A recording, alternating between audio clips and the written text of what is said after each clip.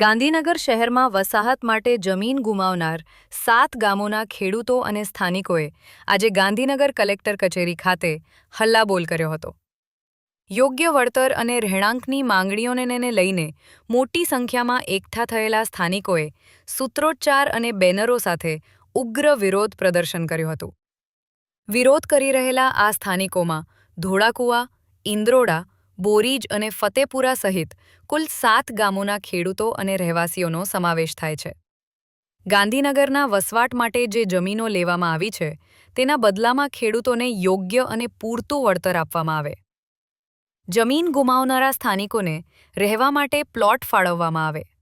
હયાત વધારાના બાંધકામને કાયદેસર કરીને તેને મંજૂરી આપવામાં આવે.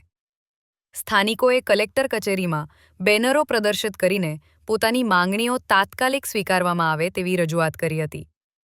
ખેડૂતો અને સ્થાનિકોએ સ્પષ્ટ ચીમકી ઉચ્ચારી છે કે જો તેમની આ વાજબી માંગણીઓ સ્વીકારવામાં નહીં આવે તો તેઓ આગામી સમયમાં ઉપવાસ આંદોલન શરૂ કરવા માટે મજબૂર થશે.